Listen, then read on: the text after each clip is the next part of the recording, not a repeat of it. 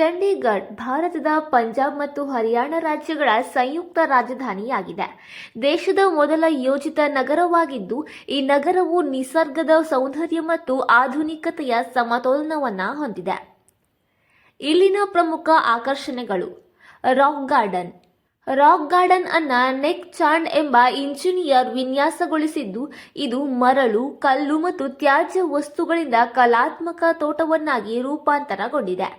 ಇಲ್ಲಿ ಇರುವ ಪ್ರತಿಯೊಂದು ವಸ್ತುವು ಪುನರ್ವಿನಿಯೋಗದ ಮಹತ್ವವನ್ನು ಒತ್ತಿ ಹೇಳುತ್ತದೆ.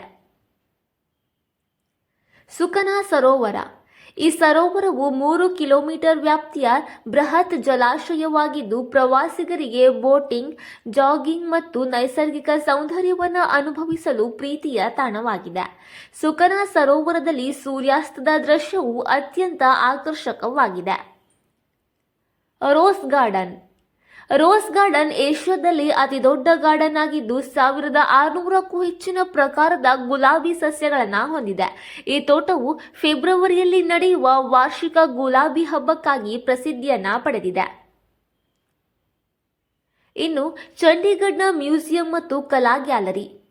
ಈ ಮ್ಯೂಸಿಯಂನಲ್ಲಿ ಹಿಂದೂ ನಾಗರಿಕತೆಯ ಐತಿಹಾಸಿಕ ವಸ್ತುಗಳು, ಪೇಂಟಿಂಗ್ಗಳು ಮತ್ತು ಶಿಲ್ಪಕಲೆಗಳಲ್ಲಿನ ವೈವಿಧ್ಯತೆಯನ್ನು ಪ್ರದರ್ಶನಗೊಂಡಿವೆ. ಇದು ಶೈಕ್ಷಣಿಕ ಪ್ರವಾಸಿಗರಿಗೆ ವಿಶಿಷ್ಟವಾದ ಅನುಭವವನ್ನು ನೀಡುತ್ತದೆ. Sector 17 plaza. ಈ ಸೆಕ್ಟರ್ 17 ಪ್ಲಾಜಾ ಚಂಡೀಗಢನ ಹೃದಯ ಸ್ಥಾನವಾಗಿ ಪರಿಚಿತವಾಗಿದ್ದು, ಇಲ್ಲಿ ಶಾಪಿಂಗ್, ಮನರಂಜನೆ ಮತ್ತು ಆಹಾರದ ವ್ಯಾಪಕ ಆಯ್ಕೆಗಳಿವೆ. ಇದು ಸ್ಥಳೀಯರು ಮತ್ತು ಪ್ರವಾಸಿಗರ ಪ್ರಿಯವಾದ ಸ್ಥಳವಾಗಿದೆ. ಚಂಡೀಗಢವು ಉದ್ಯಾನ ನಗರಿಯಾಗಿ ಪರಿಣಿತವಾಗಿದ್ದು, ಹಲವು ಉದ್ಯಾನವನಗಳು ಮತ್ತು ಹಸಿರು ಪ್ರದೇಶಗಳನ್ನು ಒಳಗೊಂಡಿದೆ.